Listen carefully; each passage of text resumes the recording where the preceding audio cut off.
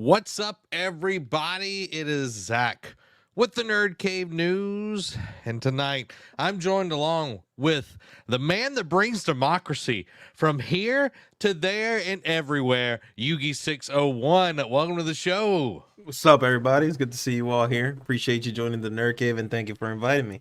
Yeah, man. I love having you pull up, man, because good times.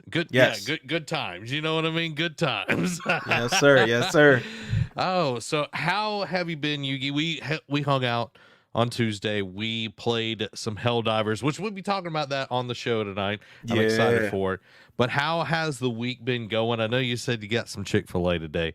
Yeah, how's man. been going, man? Good. Like I said, I wanted to save it for now, but I was just talking about how, speaking of Helldivers, amazing game, love it. Yeah, had Chick-fil-A today, enjoying it. The only thing I don't like is that, it's constantly online. So if you're in the middle of eating some beautiful, not sponsored, if you're eating some beautiful Chick-fil-A soup, you can't pause the game. So by the time the mission's over, the soup's cold, And I wish there was an offline mode, is what I was telling you earlier. Like, man, it's a bummer that that it's always online, but it's like one of those games that's the gameplay's so good, feels so good that I'm willing to compromise on that aspect. But I'm used to games, especially on my off time, like, you know what I mean? If I got like an hour or two, that's the one thing I was telling a good friend of mine. I was like, look, it's a perfect game to where, like, if you got like an hour or two to spare, you don't want to be one of those folks who, like, you got all this time to invest into a game. You just throw it in, play a mission or two, and you can hop out. Just be mindful you ain't pausing. So if you got kids running around, them aliens are gonna get you.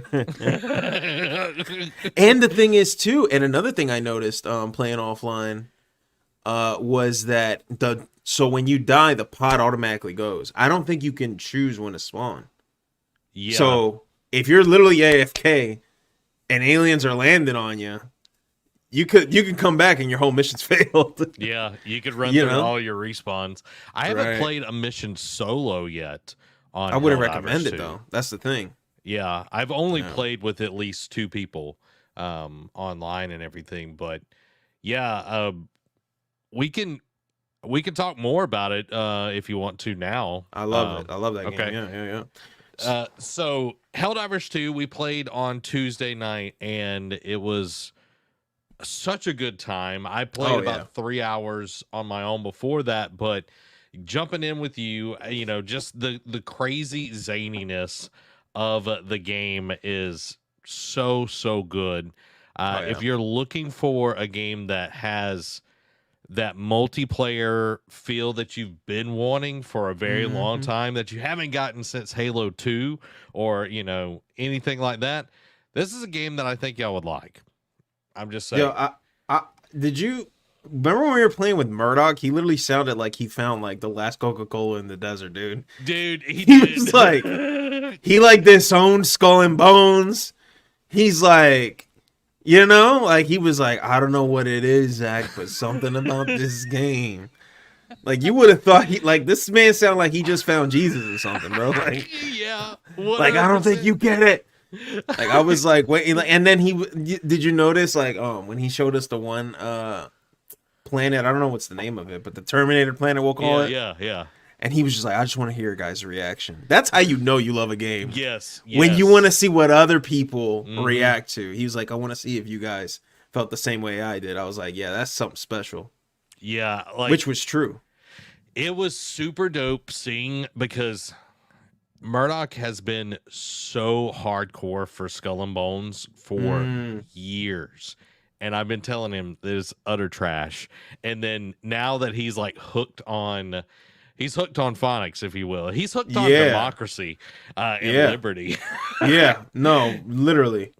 And like, just hearing him talk about it, like, I could feel the glows in his eyes.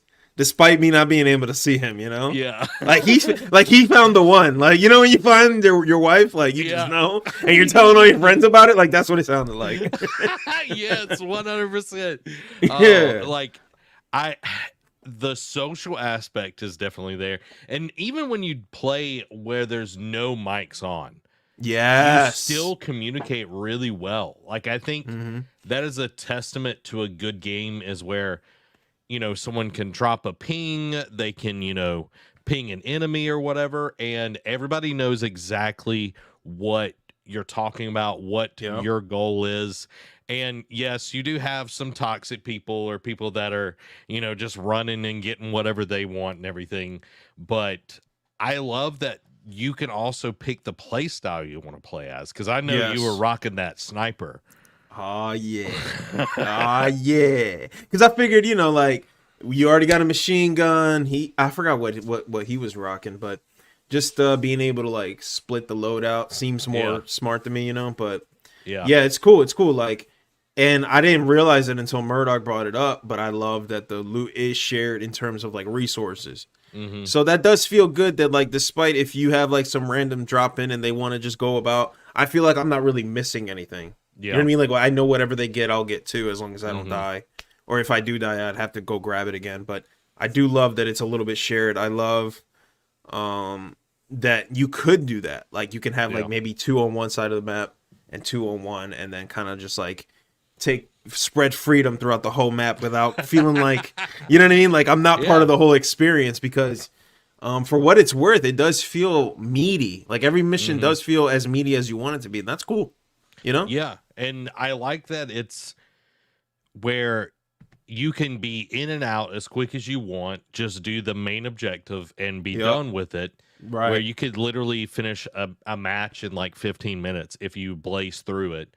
Exactly. Or you could go around and spend the whole 40 minutes, ticking out the clock, where it does get way more difficult as you get closer to it, which I like that part of the game, where it is like, okay, the longer I go, I know the enemies are going to be just horde mode on me. They're going to be like gunning after me, especially when we call in for our pickup and everything. But I like that. I like that the developers, going from Helldivers 1, which we both have played, to this one, you see the love, care, and devotion to this game.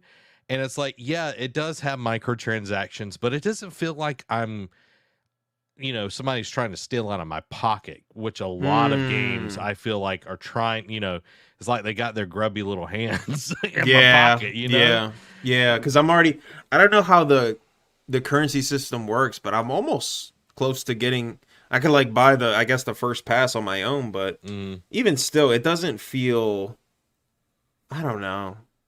I'm kind of burnt out on it, so I'm kind of like, I'm on the fence about it, but yeah.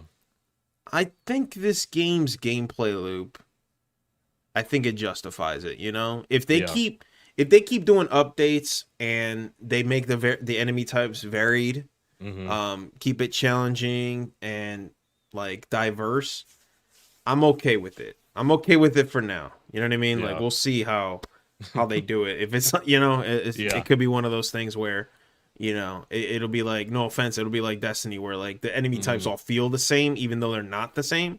Yeah. But I didn't get that. Remember when we played against those Terminator bots? Yeah. They were very aggressive. They were in your face.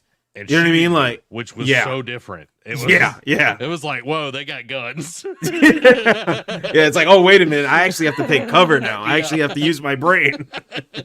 Right. It was like having to like literally like switch. Like, it felt like the game shifted completely by the two enemy types. And I like that. And because like, if you look at the map, you've got the Terminators on like the left side. You got the roaches, the bugs on the right side, but then there's nothing on the top or bottom, north or south. You've got nothing. Right. And they have said that they're going to add more factions into the game.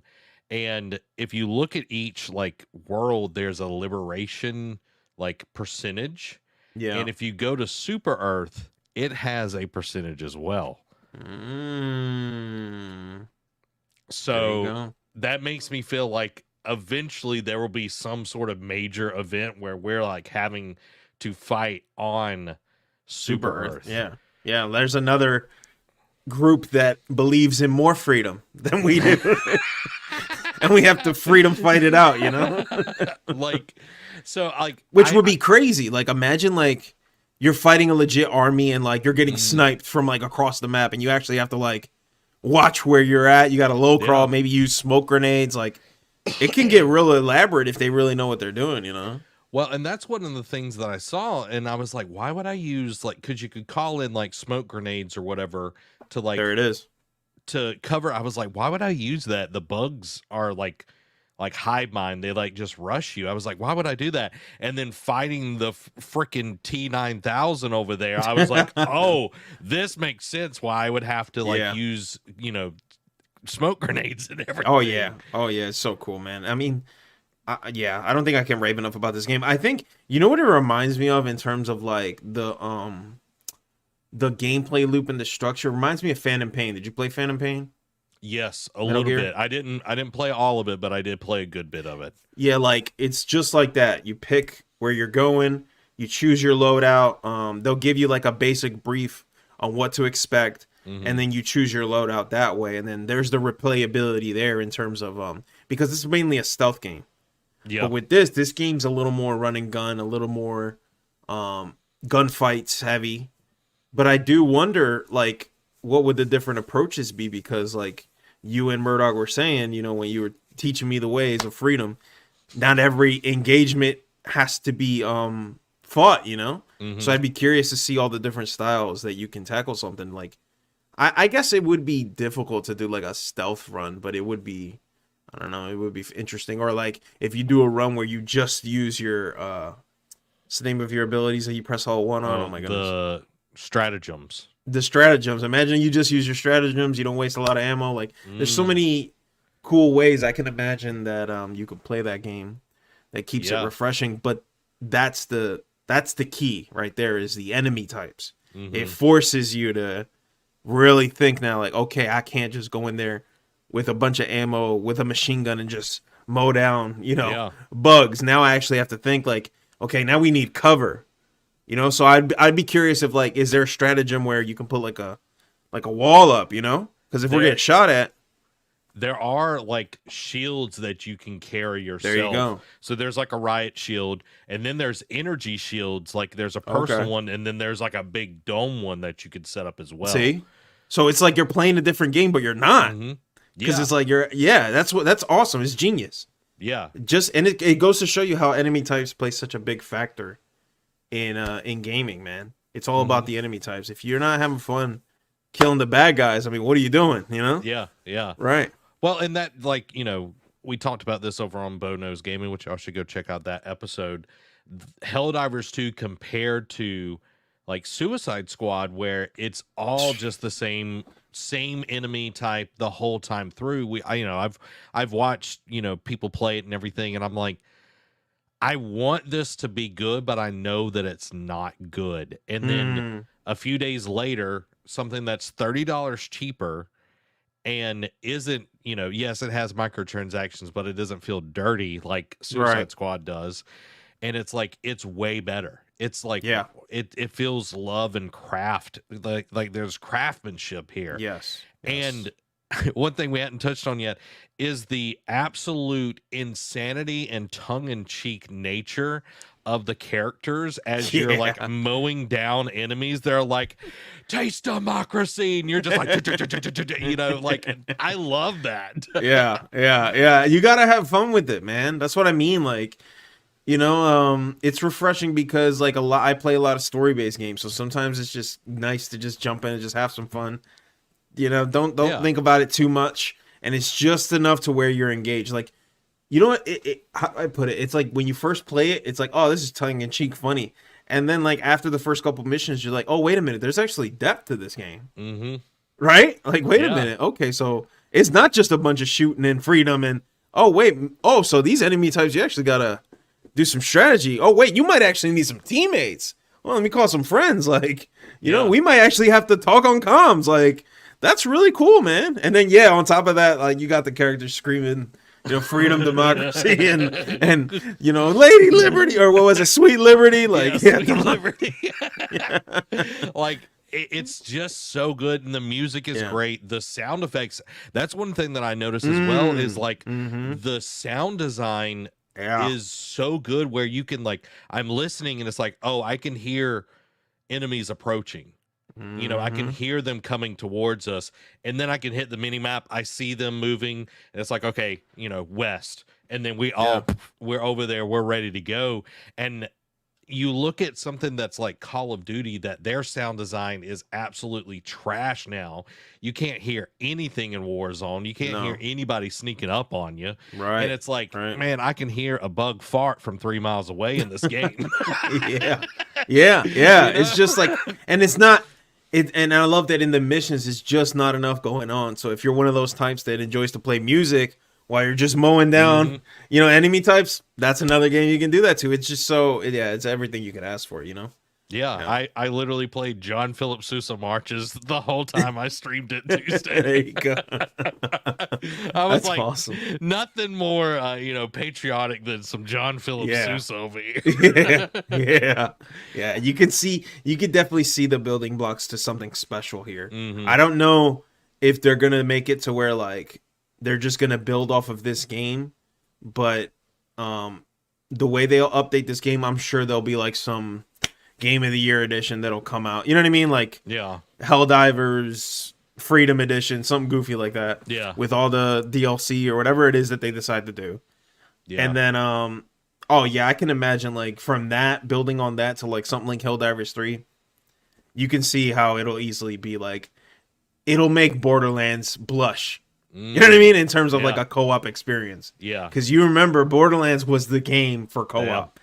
Now it's starting to look a lot more like Helldivers. Yeah. Because, you know what I mean? Like, here, I mean, it's so goofy. What's the story? I mean, come on. No one's really taking it seriously. Versus, like, where Borderlands, people actually cared about those characters. Mm-hmm. So, you know what I mean? Yeah, I think because your character is so expendable in this game that it's hard to, like, get attached to them, per se.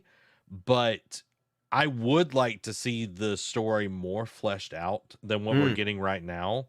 It's like, we've got the 2 enemy types, but I would love to see, you know, who's the president of Super Earth, or, like, you know, because we got kind of like the general that's, you know, from the training area talking. It's like, let's get more of that. Let's get some cutscenes, you know, throughout or whatever, you know, not a ton, but just enough to, like, oh, this is what we're fighting for, you know, this is what our goal is and everything. And I think that would be awesome.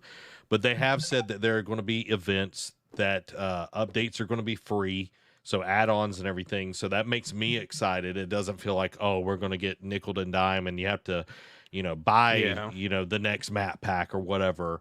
It just feels like the love and craftsmanship is at play here, and Arrowhead is clowning so hard on Activision and Destiny and all of these people right now, and it's like, we're a small team, and you can see it's like how many, you know, enemies have been killed, how many shots have been fired, how many Helldivers have been killed, and all of that. But what's so cool is, like, when your ship comes in, you can see all of these ships around this planet, and that's a player. Like, that's a player ship, and I'm like, that is so flipping cool. Yeah, it literally feels like Murdoch was saying it perfectly, like, because he couldn't understand, like, how they haven't been sued like crazy, but you see all the inspiration, like, the outfit customization really reminds me of Halo, right? ODST, the Spartan suits, because you could make your guy actually look like a badass, you know, or you can be a little more slim, more framed, almost like a sniper type looking character. So there's that.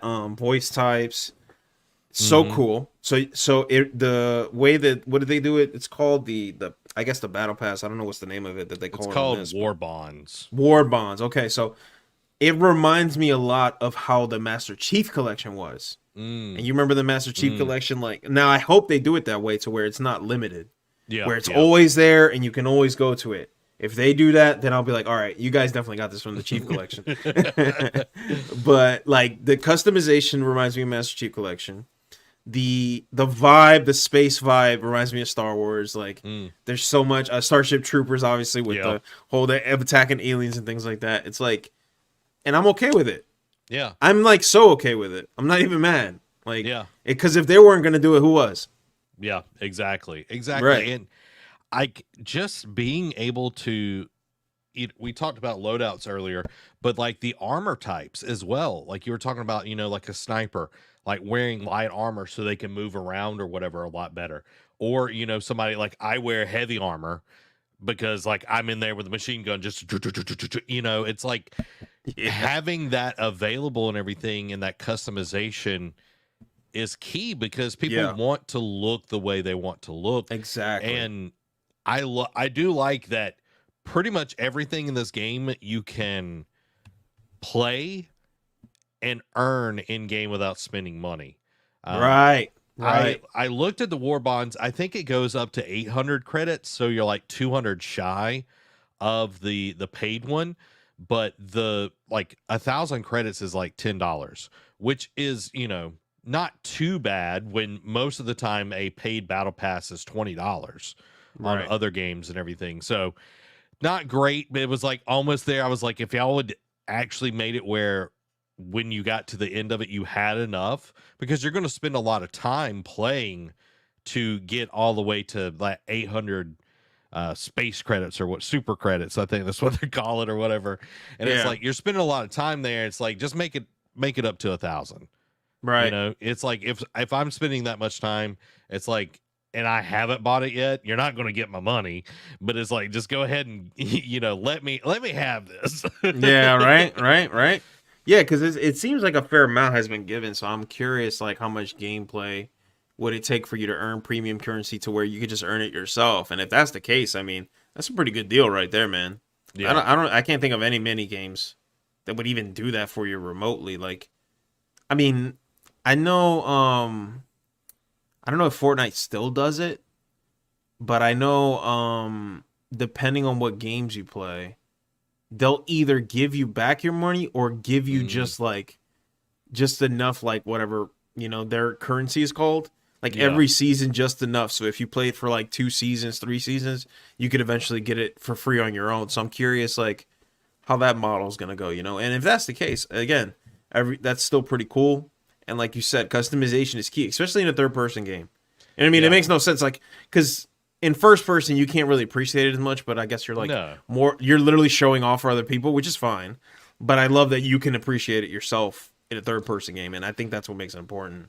Yeah, and it kind of reminds me of like Gears of War. Like, it wasn't necessarily like individual pieces, but like you would grind and you would be able to see like the different skins that you would unlock or whatever, different characters and everything. So it does feel more like that, where you actually can enjoy your hard work. Yeah, exactly my point. Yep. Like, you want to be able to see it, appreciate it, make your guy look as cool as possible, right? That's part of the experience. And I'm already seeing some of the cosmetics. I'm like, okay, I see what you guys are doing, because everyone looks black and yellow, but you got the one guy coming in with the black and red or some really cool looking outfits, and you're like, man, he might be cool. He's a cool guy right here. Yeah, but I love that, because then it gives you reminiscent of the like elite troopers from Star Wars. They got the red colors, and it's nice. Well, even like, you think of like Halo, you brought up Master Chief and everything.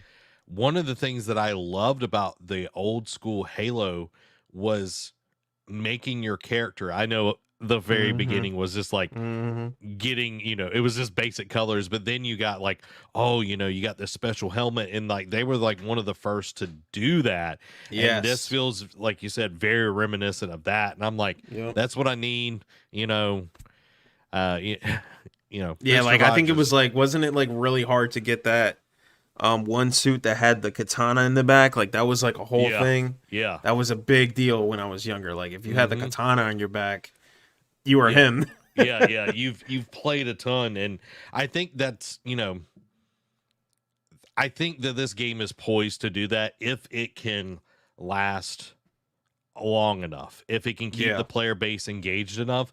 And I think the way the game works, where Arrowhead is watching and looking, and they're tweaking things, and even into the middle of a match, it'd be like, oh, this event happens, or oh, you've been just mowing down stuff, all right, we're cranking up the difficulty, or oh, you've pushed them really far, so now the Terminators are going to crash in or whatever. Like, I like that it's not just like kind of just set it and forget it kind of stuff. It's Yeah. more than what we've gotten in the past from other games. Yeah. I'm telling you, they're like I said, whatever they build upon, I look forward to it. And if you're playing it, yeah, like I'm envious of you right now because I'm thinking about playing it right now. I wish I could be playing right now. Yeah, but that's how good it is. It's one of those games, like Murdoch said, like you're thinking, like, when am I going to play this game again? And that's exactly what I'm thinking. It's perfect. It's great if you want to jump in, jump out. It's great for if you want a long session. There's plenty to unlock. Enemy times gameplay is good. Like I said, very reminiscent of Phantom Pain, but without the restriction of it just being a stealth game. So yeah, it's cool, man. It's like everything we wanted as, like, if you're like a Warhammer kind of person, you like that little, like, just the aspect of war, being a badass with a gun, mowing down enemies. Like, it's just, yeah, it's perfect. I can't think of many games that I felt that with. Yeah, and something that we had talked about in the stream was, like, being able to change the fire rate or the velocity of your bullets and the zoom in. Yes. Like, that kind of control. Yeah. Dude, so interesting. Yes, because it's like, then there's another layer to that, and that also gets me, like, curious, like, how cool would it be if, like, in a future update or something, they let you, like, literally customize the attachments on your guns. Yeah. Oh man, you can just, you know what I mean? Like, the possibilities are endless with this type of stuff. If they really if they really tap into that game, I think there's so much they could do to where it makes it feel, not that you're overpowered and broken. It's like, you notice that too? Like, I never, it's when we were fighting the little alien crawly thingies, I don't know what they're called, but Determined. Okay, so, like, I didn't feel like completely overpowered. It was like just enough. Does that make sense? Yeah. Like, it wasn't like, okay, I'm like overpowered. Like, I actually might need to, like, be careful. Yeah, especially in the single player. Like, when I was playing single player, you could get overwhelmed pretty easily if you're not careful with your ammo, let's say, for example, so it makes me appreciate them that much more, that they didn't make it so one-sided to where, like, you can just run anywhere confidently. Like, you can't do that, which is cool, Yeah, it's that nice balance of, like, okay, I feel like I can confidently, like, manage this, but the enemies will flank you like nobody's business. Yes. And the enemy types within like the factions, like the jump one, my God, I hate that thing. Yeah. Because you're like looking at it down here, and before you know it, it's right next to you. You're like, dude, what? It's like, you got hops, man. You got hops. He does. So I do like that. Like, and that's, I learned that quickly when I was playing solo. Like, I got humbled. I was like, oh, come on, me and Zach were like destroying these things. I'll just jump in. Yeah, I thought, because the thing is that when you got a partner, you got somebody watching your flank, and just like you said, these bugs got no problem crawling from behind you, and they're nibbling on your cheeks, from the other side, and you're not even realizing because you've been shooting, a huge wave coming up. Which, by the way, looks so cool when they climb up the mountains, and you look at it at a distance. It looks like a cutscene, but it's not. It's so cool. Yeah, well, it's very very cool when you have that partner. You're shooting down the range.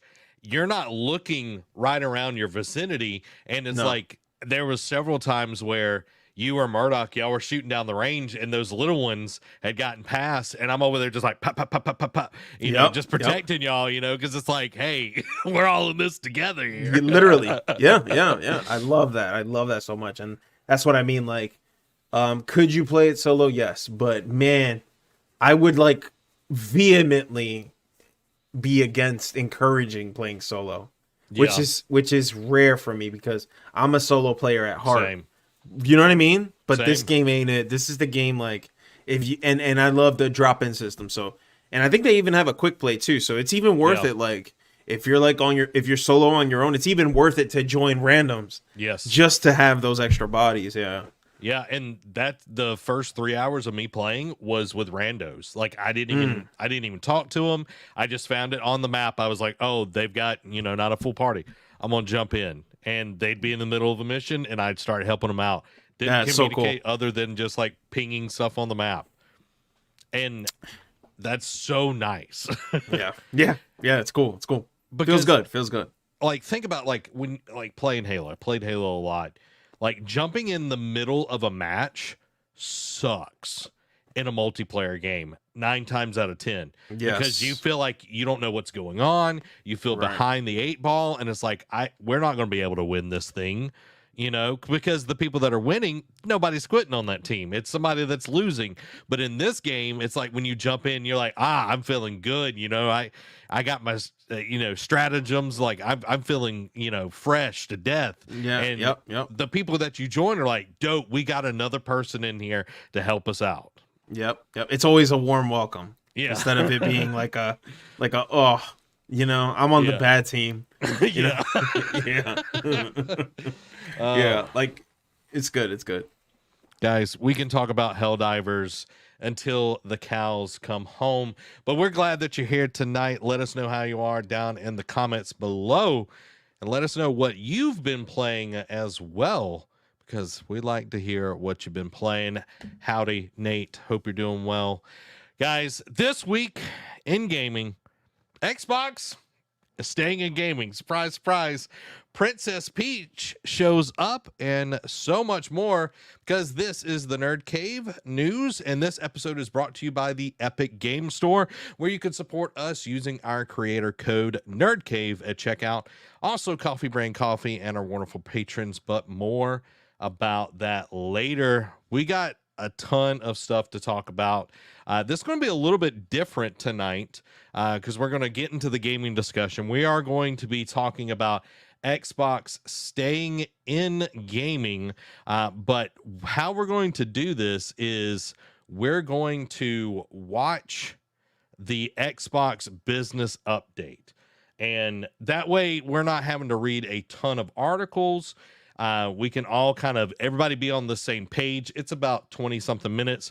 Me and Yugi will be chatting. We'll be, giving our thoughts as we go through it and everything. So you don't have to worry about any of that. But without further ado, let me make sure real quick. One little thing. I forgot to put this back on the screen. There we go. Awesome. So let's jump into the Xbox business update, everybody.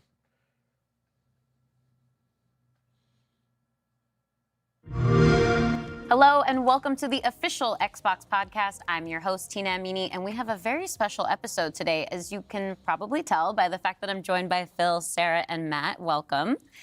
And we're going to talk about some updates at Xbox. We want to talk about game exclusivity. We want to talk about Activision Blizzard, now that they're part of our portfolio, how that might be an impact on Game Pass. And we want to talk about hardware, too, and how all of this fits into the strategy at Xbox. So where should we start, Phil? Well, when we originally had planned for the show, starting back in December. Feels like, well... Well, he's like, y'all been wild out here. Y'all been wilding out. First of all, I'd like to say, chill the heck out. I think we probably would have started with Activision Blizzard, maybe talked a little bit about the exclusivity with some of the news coming up, and then hardware. But we've had some unforeseen news that has come out. So let's just go and tackle the exclusivity question, because I know it's on the minds of a lot of people. We hear from the community, and that's an important input for us. So we made the decision that we're going to take 4 games to the other consoles, just 4 games, not a change to our kind of fundamental exclusive strategy. We're making these decisions for some specific reasons. We make every decision really with the long-term health of Xbox in mind. And long-term health of Xbox means a growing platform, our games performing, building the best platform for creators, reaching as many players as we can. We're always looking to learn as a leadership team and to grow. And we think this is an interesting point in time for us to use what some of the other platforms have right now to help grow our franchises. So we're going to do that. So these 4 titles, what are they? Can you say? I'm not going to name those games, the teams that are. It's like, don't do that to me. Yeah. Like, girl, you going to get fired. You asking all these questions. You need to back off right now. Yeah, for real. Building those You already- games, have announced plans that are not too far away. As we know, game teams put a lot of energy into their announcements with the partners. So I don't want to take anything away from those teams. So I won't be talking about the titles specifically, but I think when they come out, it'll make sense. Can we say if either of those titles are Starfield or Indiana Jones? They are not Starfield or Indiana Jones. Well, That's big. what was the That's big, criteria yeah. in 'Cause how everybody the was team worried. was thinking about selecting those Oh. 4 titles? Let me start a little bit outside of that, and then I'll get to the 4 specific games that we're talking about right now. Because the fundamental decision driver for any decision that we make, anything we're going to talk about today, is the long-term health of Xbox. That we're running a growing platform that is reaching more players, that our games are having as much success as possible. And I do have a fundamental belief that over the next 5 or 10 years, exclusive games that are exclusive to one piece of hardware, are going to be a smaller and smaller part of the game industry. And that's not some great insight, because if you look at the last 10 years and what the biggest games are today, it's a natural place. Whether it's one console and PC, multiple consoles, mobile console and PC, you see big games landing on multiple platforms. And we want to be a great platform for creators that are trying to realize that potential. But now back to the specifics of the question on these four specific titles. We looked at games that are over a year old, so they've been on Xbox and PC for a while. A couple of the games are community-driven games, new games that kind of first iterations of a franchise that have reached their full potential, I'd say, on Xbox and PC. There's always growth. That is the interesting thing that he says through this. I watched this earlier, but he says, and multiple times through this, I want y'all to take note, has reached its full potential on Xbox and PC. That's how he words this. And it's very, very interesting. It's like, they got all the juice out of this that they gonna squeeze. Franchises that we obviously want to continue to invest in. Part of having the ability to continue to invest is that the businesses behind those franchises continue. We think it's important that these service-based games that have communities behind them, that they can have confidence that they're going to exist in the future. So 2 of them, kind of community-driven games that will end up on other platforms and give us the ability to continue to invest in them. We think that's great for the business and great for the communities, more players to play with. I'd say 2 of the other games are smaller games that were never really meant to be built as kind of platform exclusives and all the fanfare that goes around that. But games that our teams really wanted to go build, that we love supporting creative endeavors across our studios, regardless of size. And as they've realized their full potential on Xbox and PC, we see an opportunity to utilize the other platforms as a place to just drive more business value out of those games, allowing us to invest in maybe future iterations of those, so sequels to those, or just other games like that in our portfolio. And when we don't damage Xbox and we can grow our business using what other platforms have and to help us with that, we're going to do that. And that's really the story behind these 4 games. And last thing I'll say, looking forward, I think there is an interesting story for us of introducing Xbox franchises to players on other platforms to get them more interested in Xbox. We think there's a good brand value for Xbox there. So 4 games, no promise beyond that. So if you're on those other platforms and you see these 4 games coming, please don't take it as some signal. Stop threatening my life. It's not. Yeah. And we're going to learn. Smashing your Xbox. So when you are thinking about the future and this concept of live service games that can benefit from bigger audiences, new audiences, how does that apply to future titles and how you're applying that criteria there? Yeah, there's really no fundamental change to how we think about exclusivity. We just came out of Developer Direct, which was an awesome show, where we showed great games that are coming to Xbox and PC and cloud, which really makes them accessible to hundreds of millions of people. So it's this kind of, we're really focused on a couple platforms and what's going to show up there. But our key of play the games you want with the people you want, anywhere you want, when everybody plays, we all win. These have been part of our strategy for years and will continue to be. Our focus is on how do we continue to grow the games industry by reaching more players in more places, and how do we grow Xbox as part of that. Xbox as a hardware platform, Xbox as a publisher of great games, and Xbox as a platform for the world's best creators. Mm-hmm. And then knowing that, how do we think about our first-party games and Game Pass?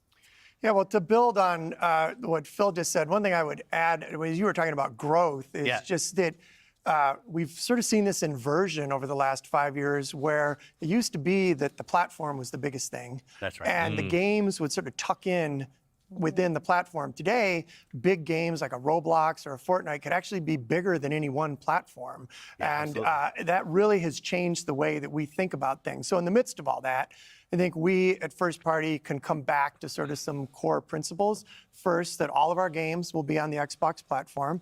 Second, all of our games will go into Game Pass on day one. And third, we know that Game Pass will only be available on Xbox. So there's sort of starting points for us. That's big. As Phil mentioned. Because we were like everybody was speculating. Even we talked about it Monday on Bo's show. Game Pass, potentially coming to like Nintendo. I never thought it would ever come to PlayStation, but coming to Nintendo was maybe a possibility. So yeah. Jess says, that dude got beat up a ton as a kid with that name, Matt Booty. Bruh. That's, you gotta have nothing but sympathy for my mans. Bro's about the booty, huh? All right.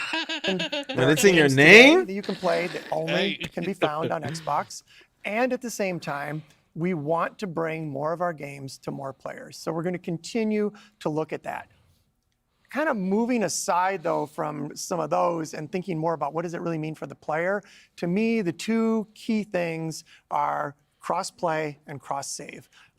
Those things allow us to deliver on the promise of Xbox, which is play with your friends where they are, play on the devices you want, play the games you want. So that is really only possible at a practical level when you know that your saves and your player are going to be able to move across all those parts. Oh, yeah, bro. So not all of our games today are necessarily built to take advantage of that. There still will be some games that don't.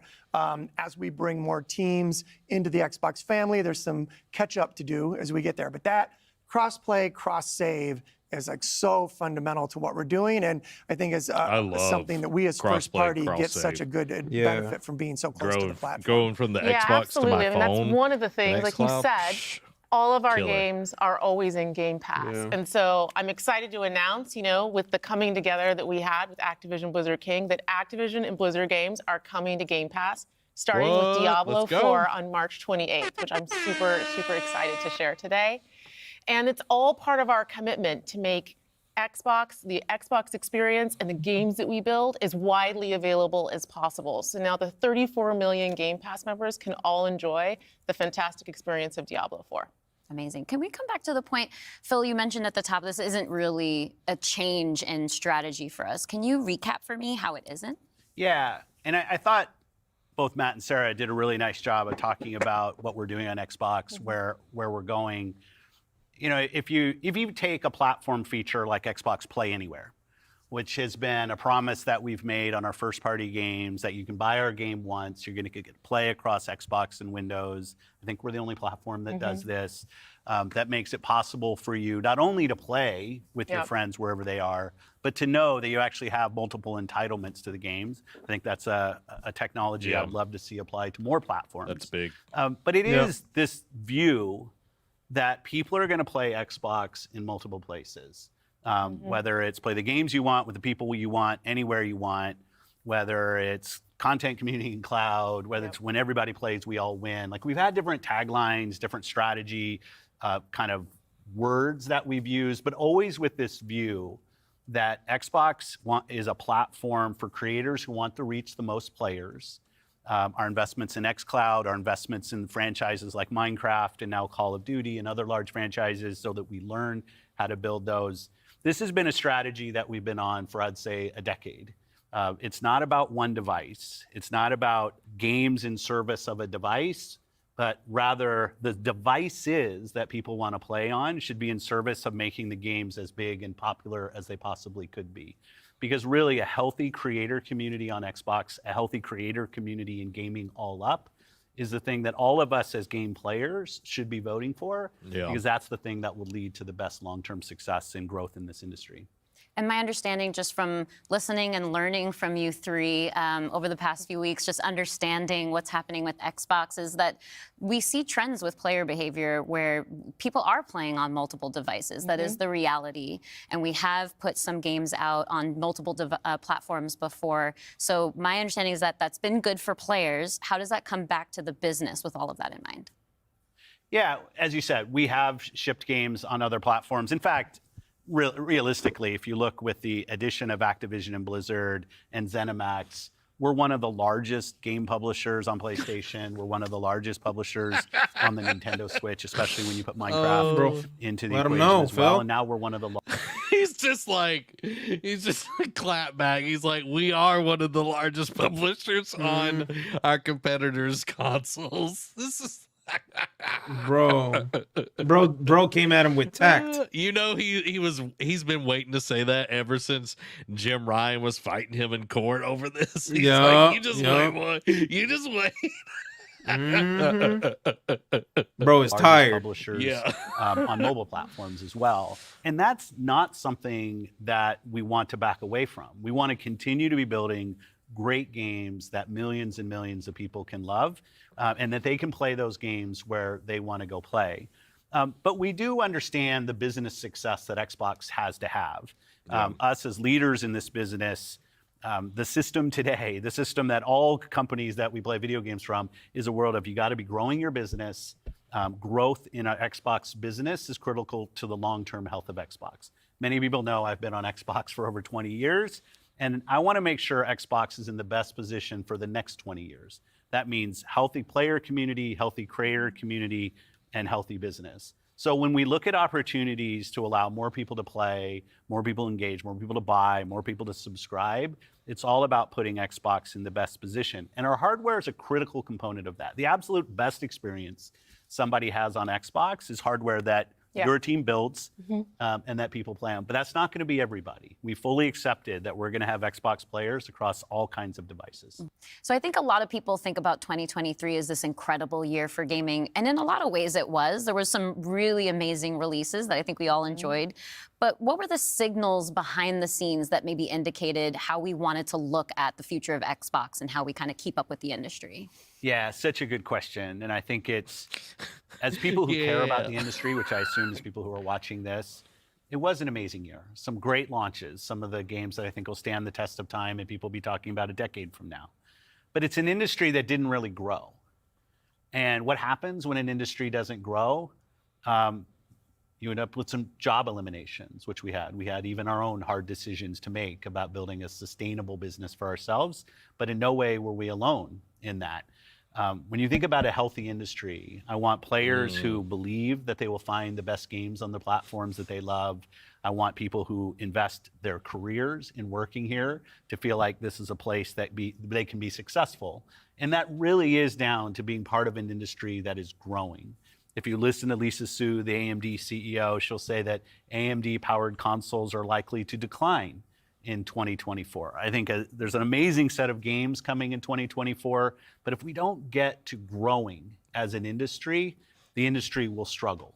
And today there's really two choices on how do you grow the industry. Do you say I have a fixed number of players, the players that we have today, and do I find new ways to monetize those players to get more money from the players that 100%. I have?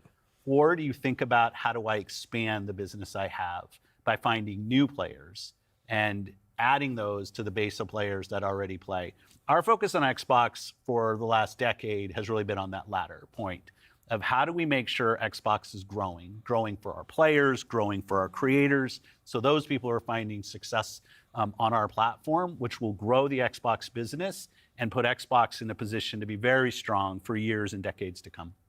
Matt, earlier you were talking about these growing gaming communities, how they're incredibly large and comparable on such a different level when we think about console audiences. Like you mentioned Roblox, you mentioned Fortnite. So how are we're obviously thinking about our responsibility, our hardware responsibility is supporting the growth of gaming communities. How has that actually shown up for the players? Are there other games we can speak to from our portfolio? Well, as Phil mentioned, two of the biggest ones for us, Call of Duty and Minecraft, they are driven just from the bottom up by the communities of people that play those games, which is so great. I think about it Can for we the fix player Call of Duty, though, community. please? It comes down to where are the friends, where are the people you play with, and then equally important is where have you built up your library of games, right? Where have you invested? Where's that library? I think those two things probably are some of the biggest influences on where people choose to play and what devices they choose to play. Yeah. When we think about, on the other side, the developer side,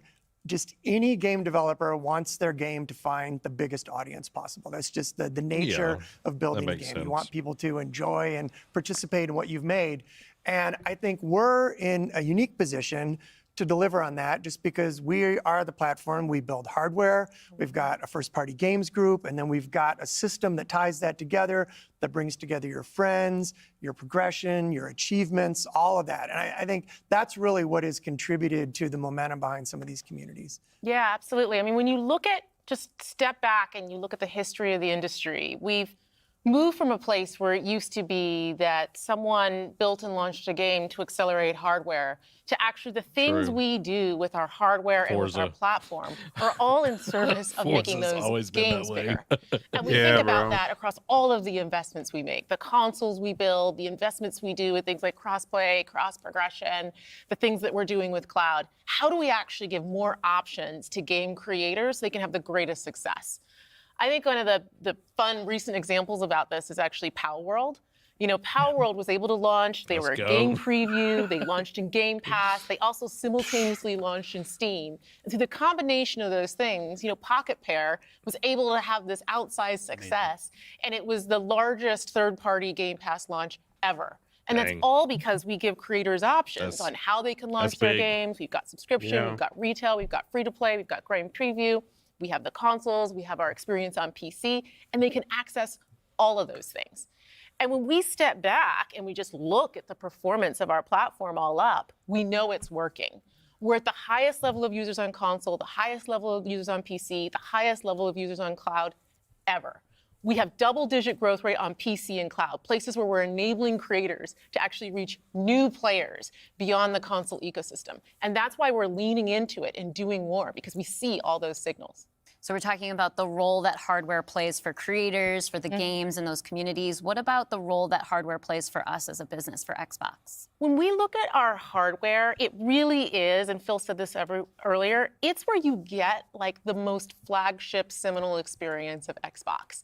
And it also represents a developer target. Our developers can build the specs of our hardware, and we invest to make sure they know when they do that, that the games are going to go great on our hardware, but they're also going to be able to be accessed across any screen because of all the other investments we make. So we're giving them an easy way to access as many players as possible. And we actually have more creators right now building for Xbox than ever before by nature, thousands of them by nature of those investments. And we got more to come. There's some exciting stuff coming out in hardware. We're going to share this holiday. And we're also invested in the next generation roadmap. And what we're really focused on there is delivering the largest tech. I kind of spoke over that. They're going to talk about hardware in the holiday season, like new hardware. I think it's going to be like an Xbox X Pro, S Pro type deal. But then next year, they're going to start talking about even the next, generation and all that. So I was talking over it. Technical leap you will have ever seen in a hardware generation, which makes it better for players and better for creators and the visions that they're building.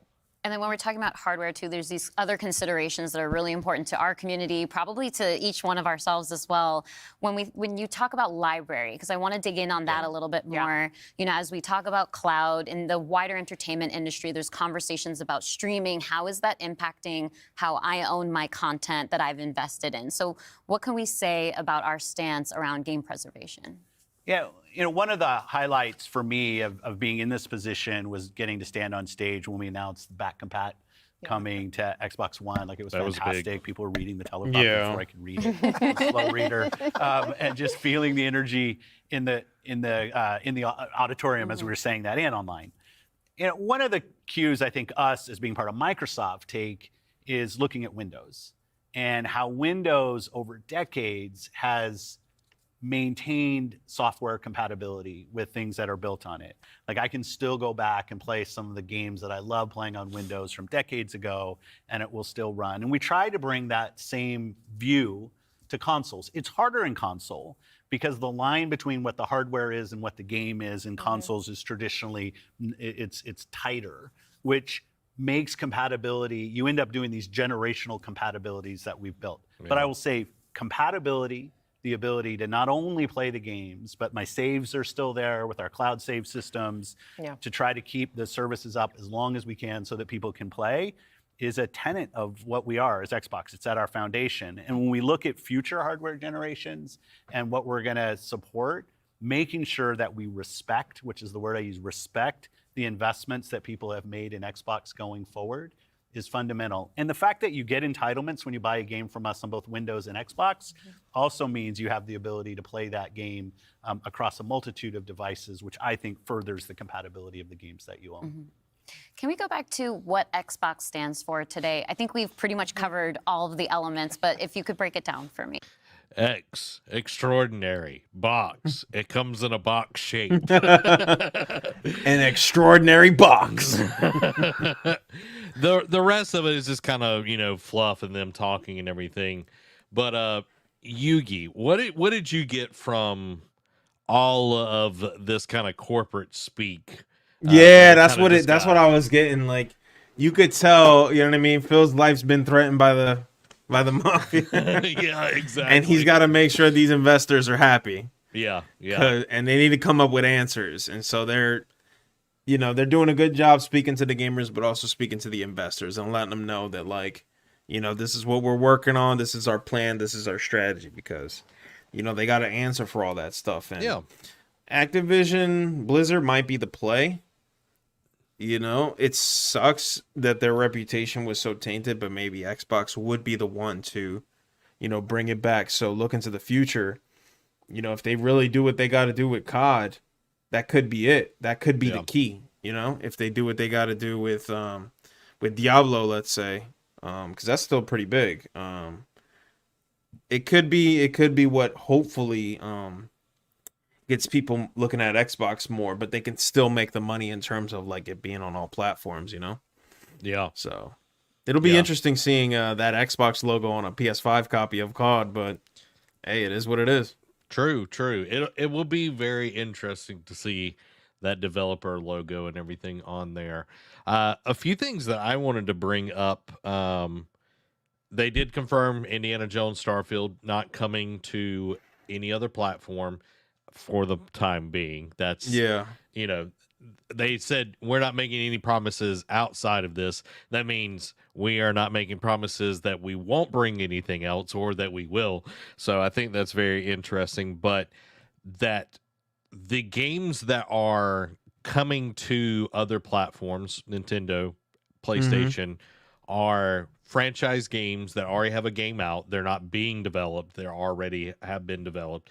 2 of them are smaller games, and the rumor is that Pentiment will be one of them, and then the other will be Hi-Fi Rush. Because, and the thing that, like I pointed out during Phil talking, he's like, they've gone as far, they've grown as far as on the Xbox platform as they possibly can. So those 2 games, they're smaller, but I think their logic is like, okay, we can put this on PlayStation and it will sell. It will deal well over there. And I think that's, perfectly logical. Bo chiming in. Definitely those 2. Boom. Exactly. I feel like those 2 are the smaller ones that we'll get. Xbox is testing the waters here. 100%. And then he talked about 2 games that are community-based driven, which means they're live service games. Dan says it would be super weird if one of those games was Halo Infinite. And I feel like they're going to save Halo for way down the line. I don't think Halo will ever come to PlayStation or Nintendo. I think the ones that are kind of capped at what they can do on Xbox is Sea of Thieves and Grounded. Because you hardly ever hear about either one of those, especially Grounded. and they haven't put anything new out for Sea of Thieves in so long. Yeah. So I feel like those two are our live service games. What about you, Yugi? That's an amazing guess. I couldn't think of anything else outside of that would be like an Xbox Live service. I mean, yeah, because I'm just not that well versed on the Xbox catalog. Yeah. So I'm not sure, but those are really, really like good guesses, and I mean, Bo seems to agree with you. So yeah, I don't. But Crab, you beat me. He knows. Yeah, I don't know though. Halo Infinite would be crazy, but yeah, maybe I don't know. Maybe it's just the gamer in me. I'm almost to the point now where it's like it just feels like everything should just be on everything at this point. yeah. But they still have to give an appeal to Xbox as much as they want to be like, hey, on all platforms and all that. You still have to give a reason to actually buy the console. Yeah. So, you know what I mean? Like pushing out Halo would be kind of crazy, like because that's like an appeal. That's Xbox's thing. Same thing with I don't know if I'm lagging a little bit here. You're good. Oh, okay. Same thing with Halo, and then there was another one that I feel like is a big heavy hitter. I guess Gears, but you said Gears you think would be a Switch, you think, at some point? I could see that Gears going before Halo would. I feel like Halo is like the crown jewel, if you will. Yeah, even at this point, it's the thing that brought them to the dance. Gears, I feel like they could bring like the Ultimate Collection. Well, it's just Gears 1 is Ultimate. They didn't do the other two. But they could do like the first 3 because servers they're live for those. So I could definitely see that. And then that gives the ones that haven't played Gears because they're just diehard PlayStation and everything.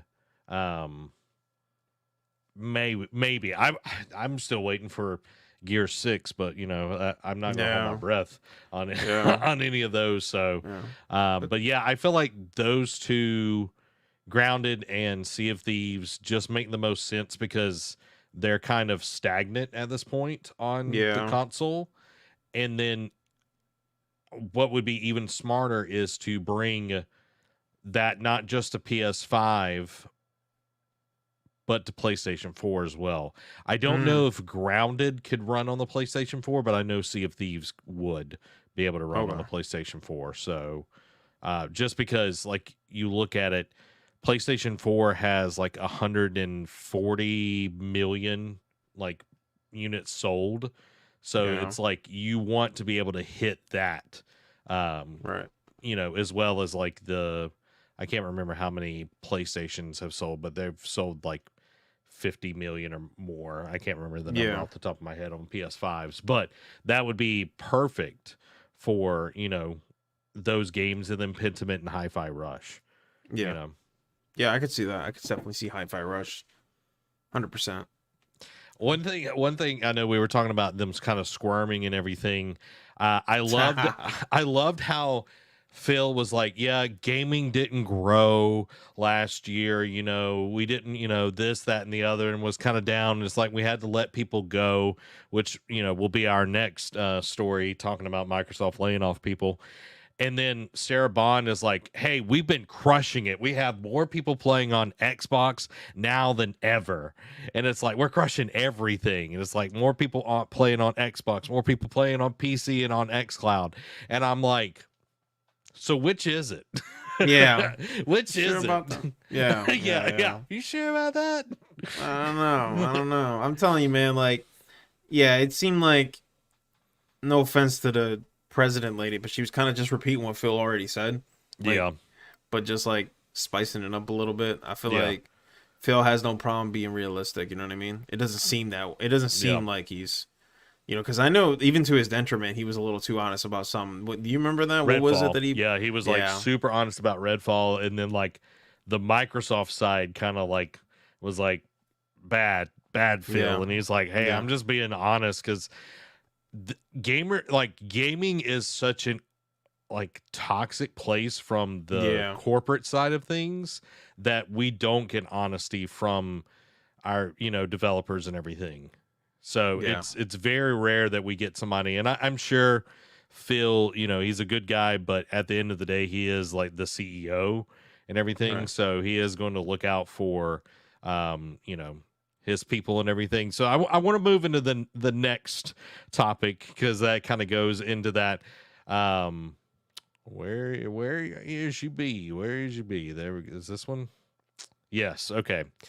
Microsoft claims Activision was already planning massive layoffs in response to the FTC complaint. Just over 3 months after buying Activision Blizzard, Microsoft said it would cut 1,900 jobs in its gaming division. Most cuts were at Activision Blizzard, with 899 employees affected.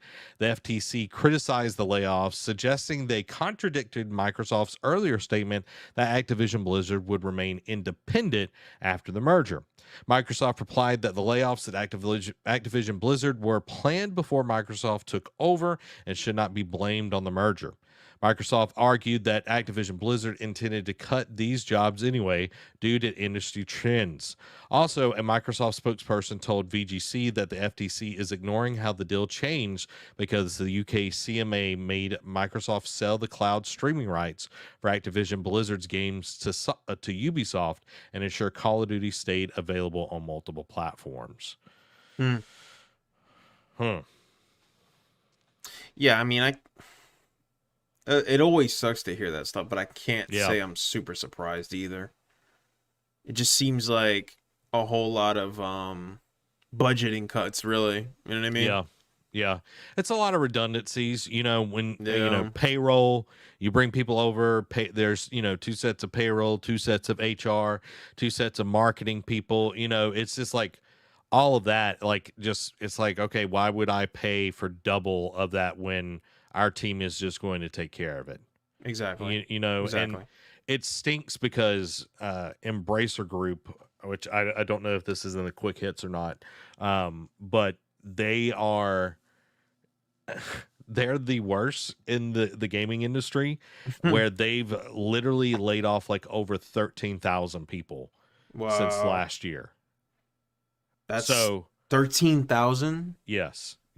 That's way too much. Closed several developers as well. So Volition Games just totally gone. So it's crazy to see like all of this happening. And when you look at all the awesome games, and a lot of the games that we got last year were based off of games that got delayed from COVID and everything. But it's like last year was such a banner year for games that it was marred by all of these layoffs. When you look at it, and game companies are making more money than they've ever made. Right. Making more money than they've ever made. And yes, gaming, we talk about, budgets, they've ballooned. I know me and Bo was talking about it after the podcast Monday. Like, the budgets for things are just ballooning to these absurd levels where they're developing games for 5-7 years. And like, some of my favorite games are those, but it's like, it gets to the point where you do have to make, $1 billion off of a game to, recoup that money and everything. So it's absolutely crazy. Right. With that comes microtransactions, post-game content, and it's just like, it gets shady, gets corporatized, and you know what I mean. We'll see. Like I said, like I'm hopefully optimistic, because I feel like you could see the potentiality of Xbox, but at the same time, like, you want to keep your expectations low. Unfortunately. Yeah, but we'll see. But what you don't have to keep your expectations low about, Yugi? That's Coffee Brand Coffee. Coffee Brand Coffee offers exceptional quality coffee with no gimmicks and no politics. They have nearly 4,000 verified reviews. Most are 5 out of 5. They have 12 coffee blends, 12 organic teas, and 3 hot cocoa flavors. And if you like that cold brew stuff, they got that too. And K-Cups. Pop it in there. You got a good old cup of Joe. Good old cup of Joe. You know what I mean? Amy has tried the medium roast. She loved that, and she tried the chai tea. But one that always catches my eye, Yugi, every time I look at this, is that blueberry cobbler flavored coffee. It sounds delicious. Sounds delicious. Hey. And the one thing that stands out about Coffee Brain Coffee is each order is roasted to order. So it ain't sitting there still. It ain't no bucket of Folgers.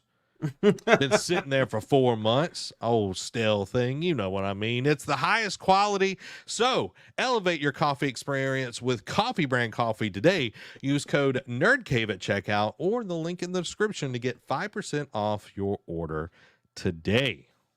Outstanding. Bo's just like, dang it, you beat me again. Always. I watched Fast and Furious, man. I watched Fast and Furious. Family.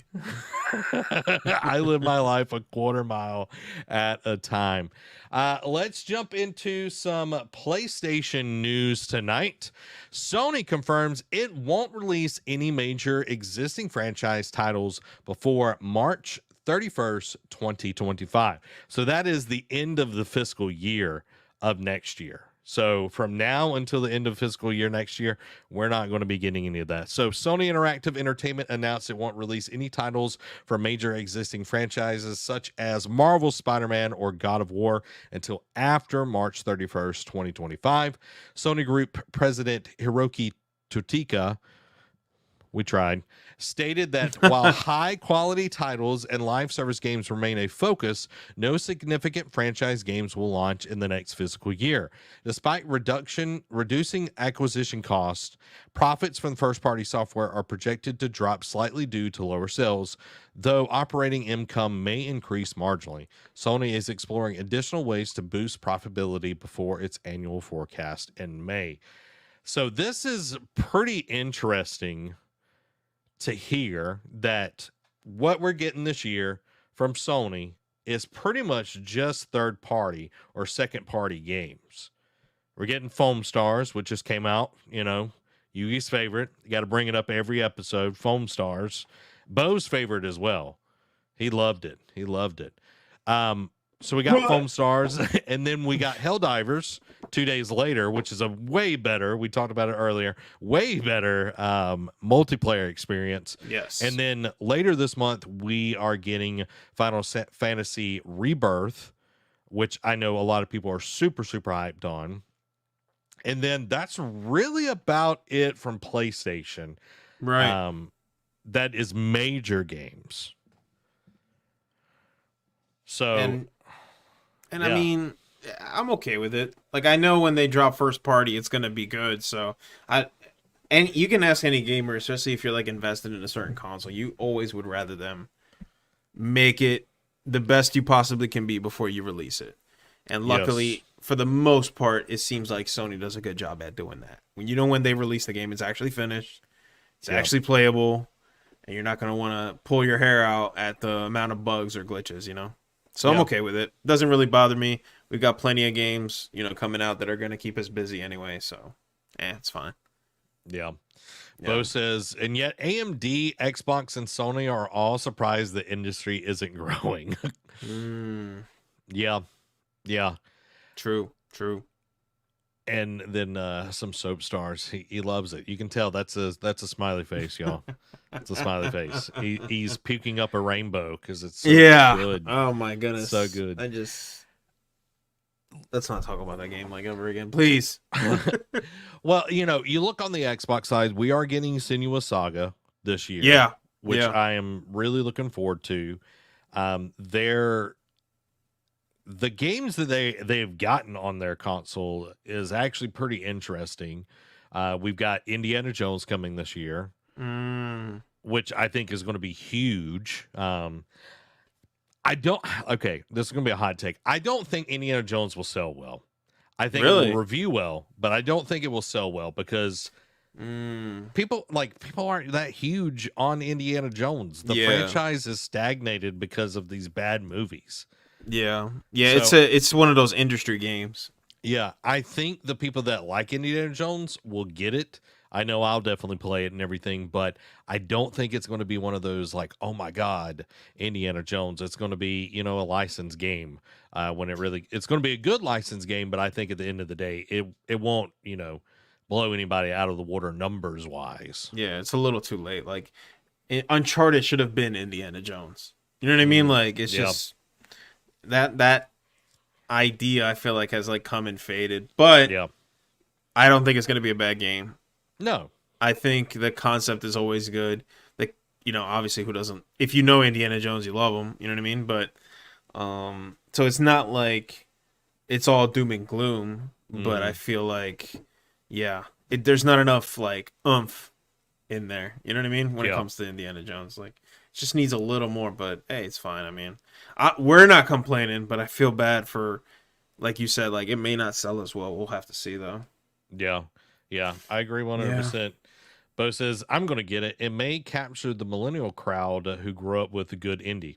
Exactly. But it probably won't sell as well as I hope. Yeah, and that's unfortunate. That's what I think as well, because it's Machine Games, and Machine Games makes good games overall. Some of the Wolfenstein, like the one it was like co-op or whatever, it was like one of the later ones, wasn't that great, didn't review well either. It's them making the game, so I think it'll be overall okay. Yeah. But again, I don't think the game is going to sell well. No, that's what I mean. Like, just like Bo said, like, I feel like it really is. Like, are we the only ones that are just buying games nowadays? I feel like it. Every Gen Z'er I talk to, they're all playing Fortnite, dude. Yeah. They're not buying games. And that's one of the things, you know, Microsoft is like talking about. It's like making games that are more like that or whatever. And it's like, and you see, you know, not Sony, but Disney investing in Fortnite. Yeah. It's because kids are there. And who is Disney's market? Kids. Yeah. You know, because eventually they will grow up just like we did, you know, and they're going to be the ones that are investing. And it's like, how awesome would it be, Yugi, if the game you played when you were a kid is still actually like viable today? Right. You know, that's what's going to happen. Yeah. And Fortnite is doing that. You know, to Dan's point, it is way overrated. 100%. But you can't. I don't know. I'm speaking from personal experience. Talk to a lot of younger kids. They all are playing Fortnite. Like, I'll be like, oh, yo, I was just playing Helldivers 2, and they're like, oh, I'm just playing Fortnite. Then it'll be like, it doesn't matter what game comes out, they're always playing Fortnite. Like, they are hooked on it, man. So it's like, I don't even know how half of these games are selling. It's just, I guess all the millennials are buying the games, you know? Yeah, and that's what it feels like. That's true, is like, because think about it this way, Fortnite, it's, you know, there's like a certain age range. I feel like older people will play Fortnite. You got Ninja and all of that as well, but you've got this age range, and then the younger kids are watching that age range that's a little bit older than them playing it. It's like, man, I really want to play Fortnite. And it's like, as that group ages out of Fortnite, that group is primed and ready. And it just keeps repeating. We've seen it since Fortnite blew up. It's like that. Yeah, man. That, you know, 4 years or whatever, it just keeps repeating with just a new generation over and over again. Yes. It reminds me of like, I was gonna say, and I'll let you move on. You know what it reminds me of? That's like what Pokemon was for us. You know what I mean? Yeah. Like, that's why it's still almost relevant to this day, but it's kind of fallen off. Yeah. Hopefully Fortnite learns from that lesson and stays and doesn't make the same mistakes that Pokemon did. You know what I mean? So where Pokemon's at where it's at because of their own decisions. There should be no reason why millennials aren't buying Pokemon copies left and right like we used to. You know what I mean? Yeah. But if they keep what they're doing, we'll see what happens. But yeah, that's kind of how I look at it. Yeah, because like you think of like Sarah Bond talking about how successful Power Worlds has been. Yeah, yeah. It's just I felt exactly like the Nintendo execs that work with them were like, you have to mention Power World. Are you kidding me? Like, but see, they know what they're talking about. That's what I mean. Like, and that could be Gen Z's version of Pokemon. So we'll see, man. We'll see. Yeah. Hopefully they get out of that Fortnite head. Because man. Like, look at Nathan just said it. He knows. Yeah. Go around, ask them all, talk to them. They'll tell you, what do you play? Oh, Fortnite. Yeah. Bo says, I don't let my kids play Fortnite. My son is playing Super Mario Bros. Wonder right now. He's even playing through it solo and loving it. He's 6. He's going to grow up playing better games. Well, Dad. That's a yes. Thank you for not failing your kid. Yeah. And I think that's important because, like, the games we grew up on, they only had so much that they could put on a disc or a cartridge and all of that. And all of them were story-based games, and any multiplayer were like secondary things. GoldenEye. I know people talk about GoldenEye, you know, like, was secondary to the story. Right. Secondary. Yeah, you actually had to, I don't know, read. You actually had to think. There was complex storylines. Yeah. You know, like, we're the ones that grew up on Final Fantasy VII, bro. Like, you gotta, you know what I mean? Like, now it's just all like, you're just jumping in and shooting people. It's kind of... So I don't blame them. That's what I mean. Are you going to blame them when they say, like, this game's boring and all they're doing is talking? You can't blame them. Yeah. They're used to just jumping in, shooting, get that victory royale, reloading, and doing the same thing. Yeah. Absolutely. I'd be like, yeah, this is boring. I don't want to see this. I want to shoot stuff. Yeah. But then you get Helldivers too, and you can jump in way quicker. Right. It's like it's like weaning them off of it, you know? It's like, hey, you still get to drop in. Right. But the first cutscene is a little too long. God forbid they watch just the intro cutscene. That will be skipped, you know? The minute and 10-second little intro. This is already boring. Turn it off, yeah. Can't do it. Can't do it. Oh, man. We love you guys. Nate says, my son is only 10 months, but he will be more cultured. Exactly. Yeah, we got to do it ourselves. But at the same time, I can't blame y'all. Right? If you got your kids playing Fortnite, why not? It's free. Yeah. Free 99. You ain't got to spend a dime. You just got to buy one console. You barely got to buy a PS5 because it runs good on PS4. You can play it on your phone. You don't even have to buy a console. See? You don't. I can't blame parents. Here you go. Shut up, kid. Yeah. It's like, hey, let this babysit you. Basically, yeah. And I'm not saying it's right. But I can see the appeal. You know, I can understand it. Like, yeah. But here we are. Like, I don't care. I'll pay. I mean, based. Very based. I agree. Begging for the V-Bucks. Yo, they are, man. I can't think of... I'm, like, genuinely shocked when I find a kid who's actually interested in, like, modern gaming. Like, and typically when I'm talking about it in, like, groups of people, it's always people my age. Yep. Like, so I had a nice conversation about Helldivers, but it was like a fellow millennial. You know what I mean? Talking to a kid about Helldivers 2 is like talking to a brick wall, man. Like, yeah. It's strange, isn't it? Well, I mean, it's addicting. I guess I get it. I don't know. We could rant all day about this. This is crazy, you know? We could, definitely. Because it's like I'm trying to tell them, it's like sharing the good news, man. Like, hey, guys, there's more to gaming. Have you heard of story? Yeah. Did you know that Norman Reedus, you know, Walking Dead? You don't, no, you don't want... Okay, no, you just want his character skin in Fortnite. Yeah, exactly. Young Smile, welcome to the stream. Do you think any Halo will come to PlayStation 5 from these 4 games? So we talked about it a little bit earlier on the 4 games. 2 of them are going to be multiplayer centric. And they said that games that have kind of run their course on the Xbox and everything. And then the other 2 will be smaller, more story-based games. My feeling is Halo will not be in like any version of Halo. Master Chief Collection or Infinite will be one of those 4.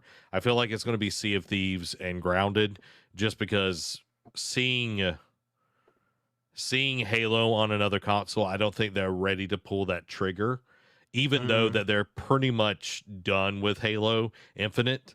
So it would be weird, but I just don't think they're going to do that.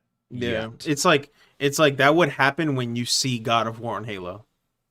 I mean, excuse me. Why did I say God of War on Halo? I'm sorry. When you see God of War on Xbox, that's when Halo would be on PlayStation. It's just not going to happen because you need a reason to sell PlayStation, and that's one of them. God of War is a heavy hitter. Yep. Right. That's a console seller.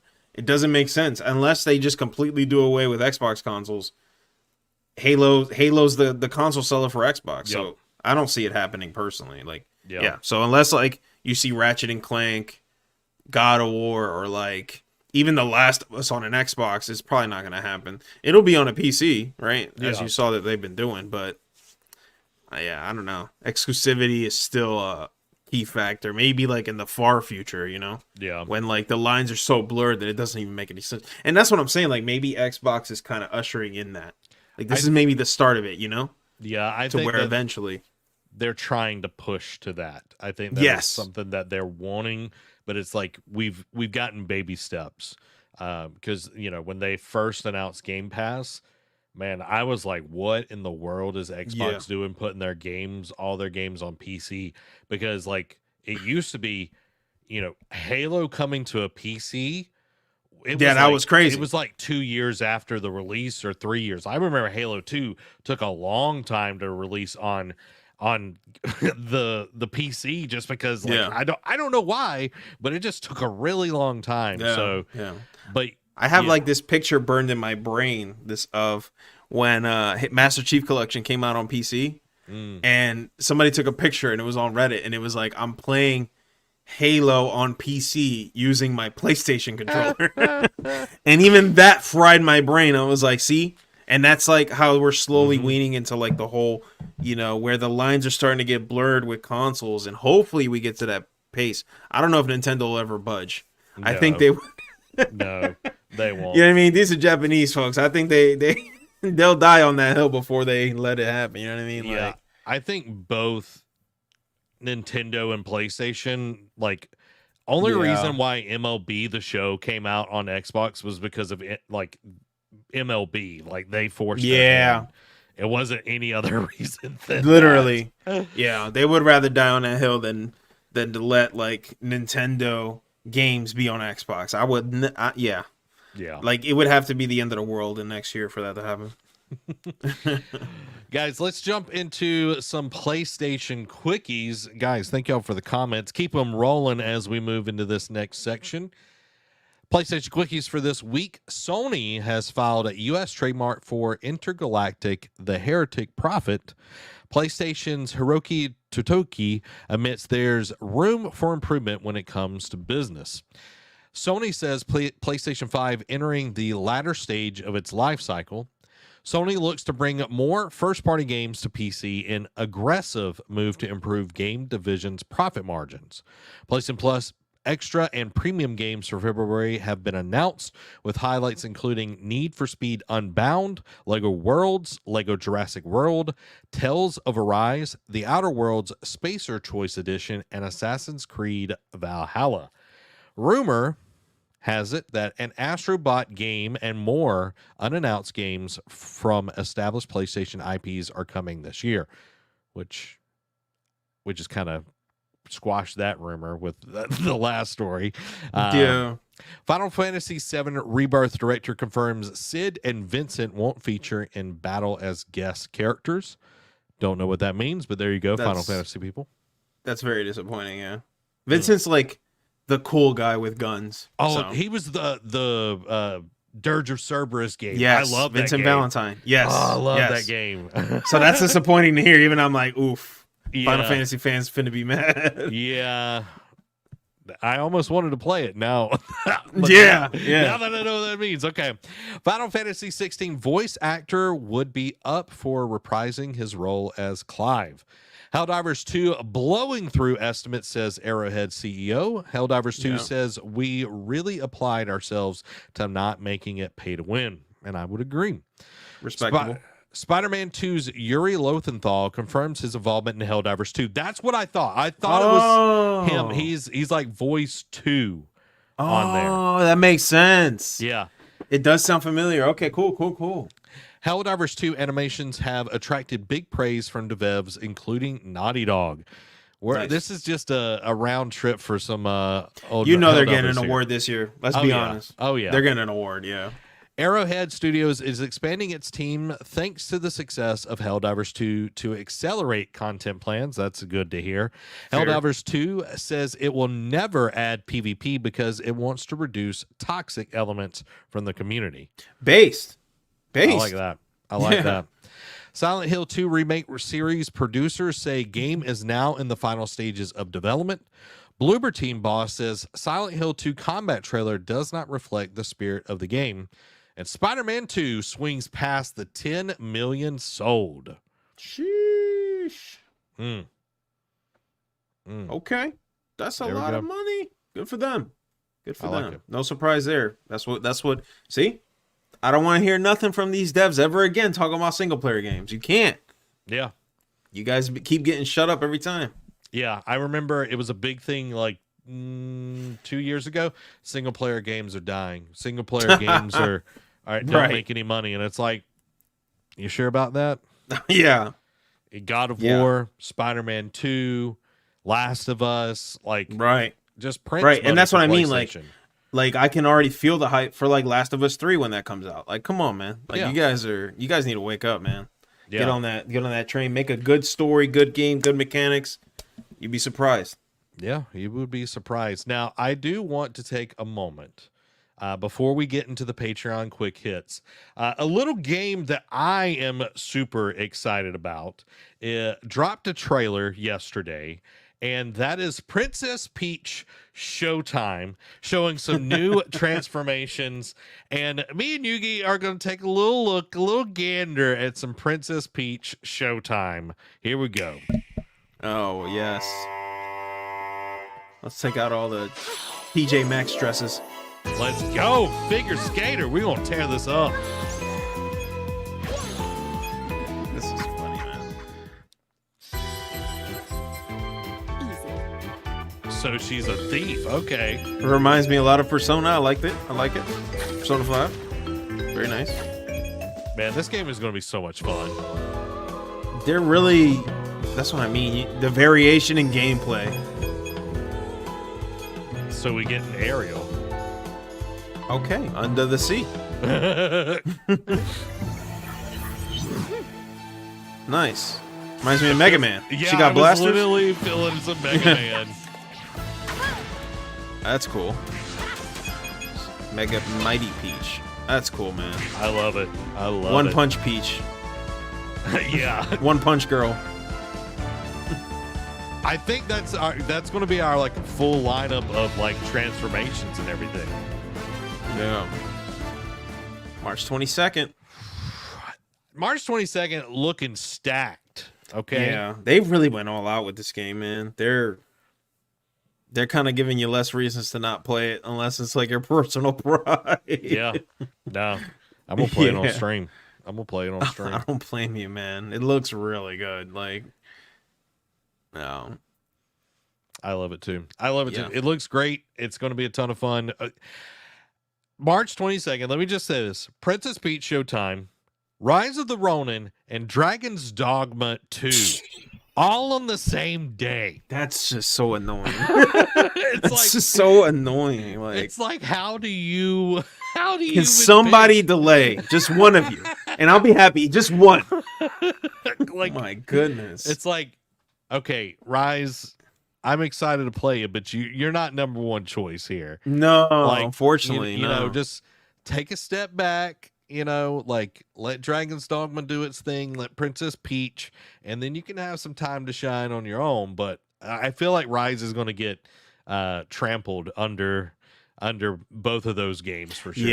Yeah, for sure. That So- Dragon's Dogma sold me at first sight. When you showed me that, the last NerdCave that you Yeah. showed me on it, that was like Rise of the what? yeah, 100%. yeah. I'm definitely playing that game. Dan says I played the Final Fantasy Rebirth demo the other night, and it was good. Yeah. Final Fantasy fans are eating. 16, right? Was the last one that just came out. That game was really Yeah. good. I didn't get to play it, but I heard it was actually decent. And even people who never played Final Fantasy were getting into it because that guy who made DMC made that game, right? So he spiced it up. Yeah. So there you go for all the Final Fantasy people. You can play the demo right now, and it's totally free. So go check it out. Guys, it's time to move into the Patreon Quick Hits. The Quick Hits are brought to you by our wonderful patrons. You can go support the Nerd Cave to help us continue to keep the lights and the mics on and make this awesome show. And also support some cool upcoming things that you'll hear about very, very soon. So become part of the ship, part of the crew by going over to patreon.com/nerdcave and pick the tier that fits best for you. And if you don't have any bucks to toss, that's also okay. You can join over there for free and see some of the cool stuff that we're doing over there as well. Outstanding. So let's jump into the Patreon Quick Hits. Persona 3 Reload sells 1 million copies in its first week, and Atlas is Atlas's fastest selling game ever. Very good game. So I don't blame him. I love that game. I only got to play a little bit of it, but yeah, I gotta dive back in. There's so many games coming out. I know. Oh man. But yeah, it's a great game. Great game. Highly recommend it. Jeff Grubb had heard Capcom had plans for Dino Crisis until Exoprimal came about. Octopath Traveler Dev has been acquired by Kodokawa. I don't know who that publisher is. Paramount confirms Knuckles series will premiere on April 26. Ubisoft CEO calls Skull and Bones a quadruple A game that deserves the $70 tag. Yves, sit down. Sit down. Sit down. You're hitting too much of the sauce. Ubisoft commits to Star Wars Outlaws in 2024 and Assassin's Creed codename Red by March 2025. I'll believe it when I see it. New Subnautica game is not embracing games as a service model and won't release in 2024. Good for them. Yeah, beautiful. Take-Two CEO says competing Xbox and PlayStation consoles are a benefit, not a necessity.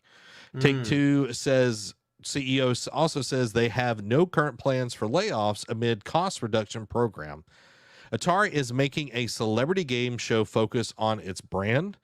Alone in the Dark offers an injection of 1992 nostalgia with vintage horror filter pack.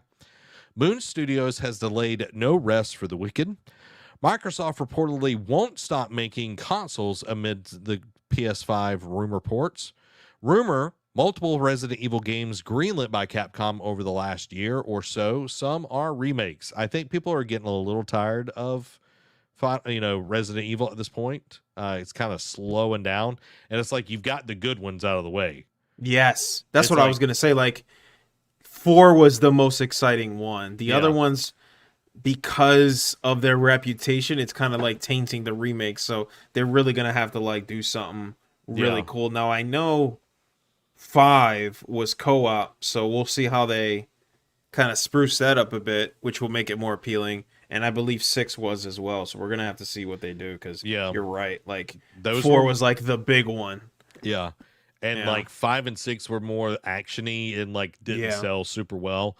And I know like the remake for 2, everybody loved. 3 was and then 4 was great. So, yeah.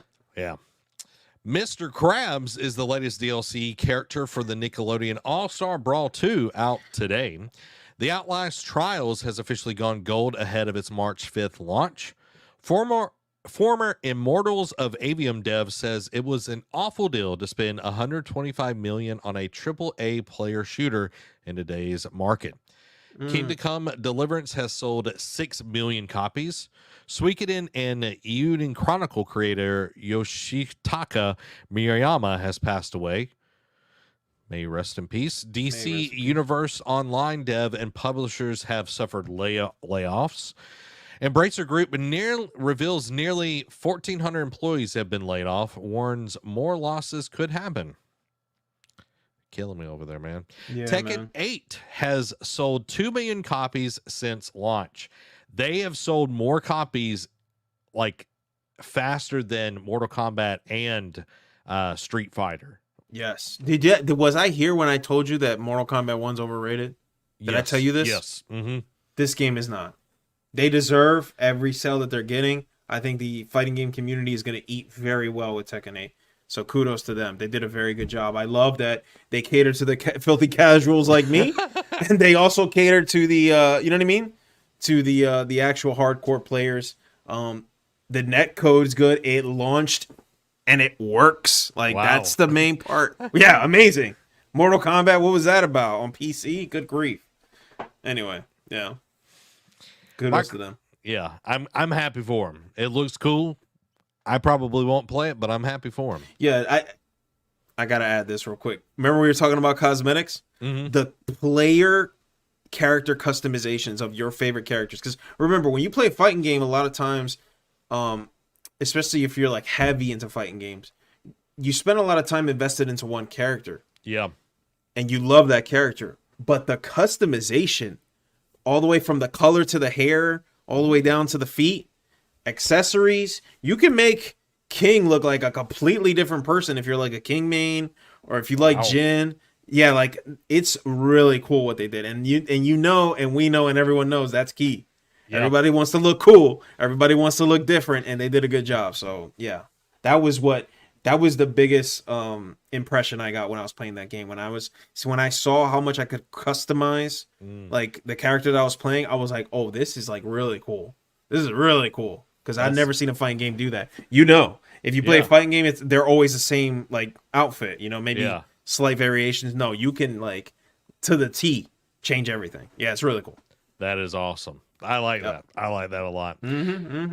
Microsoft reportedly tells staff that every screen is an Xbox ahead of today's business update, and Xbox is adding touch controls to the Xbox mobile apps, which I think is very, very nice. Yeah. Avatar: The Last Airbender is getting a multiplayer fighting game. I just got to say, why? Why couldn't we get bending games? Like you watch Avatar, like the Korra show, they had like the bending games, and like it had like a whole game around it. That was like literally season 1 was all about the team and like doing all this kind of stuff. That would be a much better game than a fighting game, which like Avatar games are always bad. Like they're trash. They're absolute trash. And I'm like, I just want Nintendo to be like, hey, let's actually get a good developer on this and let them. Dude, could you imagine if Sucker Punch got a hold of Avatar? Millions. Because it's, first of all, Avatar fans are really hardcore. Yeah. So if you actually do it a justice and a service, that's a lot of money you could be printing out, because like you said, Sucker Punch, they're the ones that made the Infamous series, right? Yeah. I remember that correctly? Yeah, Ghost of Tsushima. Yeah. I don't know what they're up to. Sucker Punch, let us know, please. Stop teasing us. But they were like the superhero game for a while, you know? Like Infamous was really good, so. Yeah. And I think the combination of like Infamous with like the powers and everything, and then Ghost with like the Japanese, like each, because you would learn different stances to be able to take on different enemies and everything. So I think that would be amazing. Yeah. Like that would be so good. You know who did it? What would be a good model to imagine it in is Second Son. If you played Second Son, you know that you get different abilities. Yes. Yep. Yes. So so just like how Avatar, there's different abilities, water bending, fire bending, all that stuff. Yeah, I could definitely imagine it easily done by them. Easily. Yeah. Yep. It would be amazing. Sony, I'll give you my address for the check. For real, man. That'd be the greatest partnership. Man, if only. You know, Shuhei Yoshida, he can be president. I just want to work for Shuhei. You know, just let me do it. Let me do it. Somebody hire this man. I agree. Let's give a little air horn on that. And then last but not least, Dragon's Dogma 2 director confirms the game will feature an uncapped frame rate. That's pretty good. See? Selling it more to me, man. Selling more to me, dude. Yeah, they're like, hey, Baldur's Gate 2, 3, whatever the number you are. You had a cap frame rate. We don't. Hey. But I feel like Dragon's Dogma has a high hill to climb, to be able to get past Baldur's Gate. Yeah, no, that's the D&D boys, man. You can't touch them. Those guys are hardcore. 100%. Well, guys, thank y'all so much for being here tonight and enjoying the stream and the show. Yugi, let everybody know what you got going on right now. Guys, catch me on all platforms at Yugi601. Not much going on besides streaming different various games. We checked out Helldivers together. Tried Persona 3 remake, which was really cool. So yeah, I've been doing like 1 or 2 a week. Not much in terms of upcoming content, but the podcast always happens once a week. So look forward to that if you guys are curious right here on YouTube. And like I said, if you want to connect with me on socials, Yugi601 right there. Same name, either with an underscore next to it or not. So appreciate you guys watching and hanging out. It was cool. Awesome. Thank you, man, for being here. As always, Amy popping in. Thanks, Yugi, for co-hosting. No problem. It was cool. It was cool. I enjoyed it. Guys, y'all have a wonderful, wonderful night. Go subscribe to Yugi. Go show him all the love. And we'll be back on Tuesday where we answer, does macaroni taste like cheese? Guys, y'all have a great night. This has been Zach. This has been Yugi. Y'all have a blessed night. Bye.